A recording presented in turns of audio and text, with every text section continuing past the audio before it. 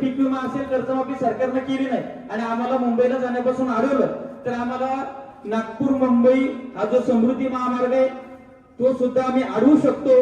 हे सुद्धा तुम्ही जिल्हाधिकाऱ्यापर्यंत जाऊ द्या.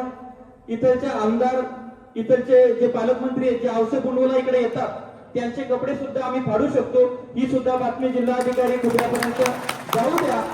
शेतकरी एक चुकीचा आपल्या माय बापाचा शेतकऱ्यांच्या कर्जमाफीला विरोध करणाऱ्या अजित पवारांचं करायचं काय? खाली मुंडकावर पाय. आम्ही तुमची सरसकट कर्जमाफी करू. शेतकऱ्यांचा सातबारा करूया कोरा कोरा कोरा. दुर्दैवानं म्हणावंसं वाटतं की या देशाला 11 वर्ष ज्या माणसाने या राज्याचं प्रतिनिधित्व केलं ते वसंतराव नाईक साहेब म्हणायचे, शेतकरी जगेल तर कोण मरेल आणि शेतकरी मरेल तर कोण जगेल. त्यांच्या दोन वाक्यामध्ये खूप मोठा अर्थ आहे. शेतकऱ्यांना नाही केला पिला तर काय खाणार धतुरा असं म्हणायची माझी इच्छा नाही. शेतकऱ्यांना नाही केला पिला तर काय खाणार धतुरा असं म्हणायची माझी इच्छा नाही. परंतु शेतकऱ्यांना आत्महत्या करून देखील त्याच्या आयुष्याला तुमच्या सदिच्छा नाही.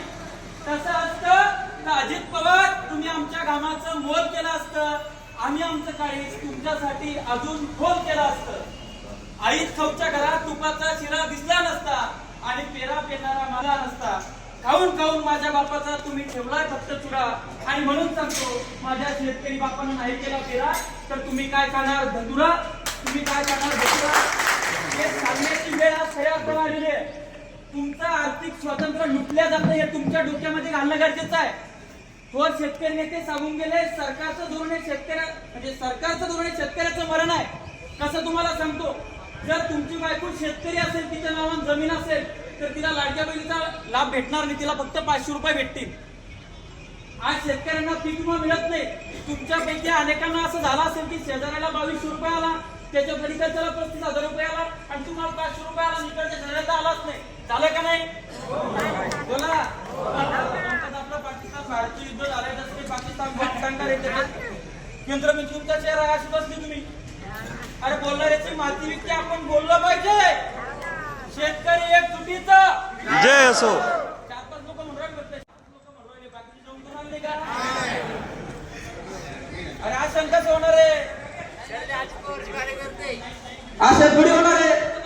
सगळ्यांना पेटून उठावं लागेल. शेतकरी एक चुकीचा आमच्या माय बापाचा शेतकऱ्यांच्या कर्जमाफीला विरोध करणाऱ्या अजित पवारचं करायचं काय? ज्या आमदार खासदारांसोबत तुम्हाला वैयक्तिक संबंध जपायचे आहेत, परंतु त्या आमदार खासदारांना तुम्ही मात्र जाब विचारत नाही. खरं का खोटं? माहिती आहे सगळं खरं का खोटं? आदरणीय खरात साहेब या वेळेस विधानसभेमध्ये निवडून गेले. पहिल्यांदाच निवडून गेल्यानंतर मी त्यांचं भाषण ऐकत होतो.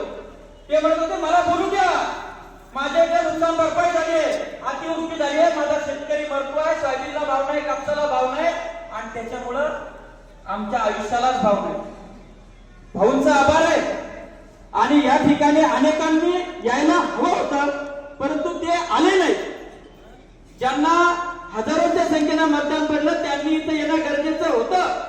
ती आपली जबाबदारी नाही. आदरणीय सिद्धार्थ कराड साहेब या ठिकाणी आले, त्यांचे आभार. मी 6 महिन्यापासून या गोष्टीसाठी कर्जमाफीसाठी महाराष्ट्रभर धिंगाणा घालत आहे. मी साखरगड आहे, माझं पोलीस स्टेशन आहे, त्या पोलीस स्टेशनला जाऊन सरकारवर 420चा गुन्हा का दाखल करू नये यासाठी आंदोलन केलं होतं.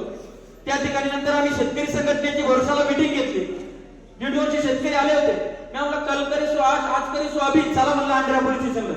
सानप साहेबांना फोन आला होता, सानप साहेब इथं आहेत पुरावा. त्या ठिकाणी आम्ही 1.5 वर्ष शेतकरी बसलो होतो. डीवायएसपी मॅडमला आम्ही सरळ सांगितलं होतं, मॅडम आम्ही जर कोणाची फसवणूक केली, व्यापाऱ्यांना फसवणूक केली, इतर कोणी नागरिकांना फसवणूक केली तर त्याच्यावर तुम्ही 420 ठोकता, मग सरकारवर 420चा गुन्हा का दाखल करू नये? केला गेला की नाही पाहिजे? आम्ही पीक विम्यासाठी, पीक कर्जमाफीसाठी आम्ही हे सगळे आंदोलन करतोय. मला असं वाटतं की आपण वेगवेगळ्या दिवाळी होऊन लागल्यापेक्षा आपण सगळ्यांनी जर एकूण समन्वय समिती व कर्जमाफीच्या मुद्द्यावर आम्ही हे पक्ष, ही संघटना आम्ही सगळे एकत्र येऊन आपण जर लढलो तर मला वाटतं त्याचा इम्पॅक्ट जास्त होईल. त्याचं नेतृत्व तुम्ही करावं अशी तुम्हाला विनंती करतो. 6 जूनला छत्रपती शिवरायांचा राज्याभिषेक दिन आहे.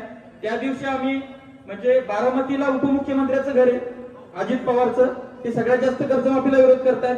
तिथनं आम्ही फोर व्हीलरची रॅली काढतोय आणि नागपूरला जातोय रामगिरीवर, जिथं मुख्यमंत्र्यांचं निवासस्थान आहे. त्या ठिकाणी जवळपास 1 लाख शेतकरी न्यायचे आणि या आंदोलनाचं नेतृत्व बच्चू भाऊ करतायत. त्या संदर्भात आम्ही आता 1-2 सभा सुद्धा घेतल्या आणि मला असं वाटतं की अकोल्यामध्ये तुमच्या व्यासपीठावर सुद्धा बच्चू भाऊ आले होते. त्यामुळे आता आपण शेतकरी या मुद्द्यावर एकत्र येऊन लढलो तर आम्ही पण तुमच्या पाठीशी भविष्यात उभे राहू, हा शब्द या ठिकाणी देतो. आणि आम्ही हे जर पीक विमा असेल कर्जमाफी सरकारनं केली नाही आणि आम्हाला मुंबईला जाण्यापासून अडवलं तर आम्हाला नागपूर मुंबई हा जो समृद्धी महामार्ग आहे तो सुद्धा आम्ही अडवू शकतो. हे सुद्धा तुम्ही जिल्हाधिकाऱ्यापर्यंत जाऊ द्या.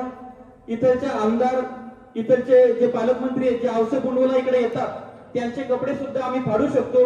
ही सुद्धा बातमी जिल्हाधिकारी खुबऱ्यापर्यंत जाऊ द्या. आणि तुम्हाला सांगतोय शंडासारखं करू नका. उठ मर्द उठ, आवळून गेलो आणि या सरकारच्या टाळक्यात हान पायामधला बोल.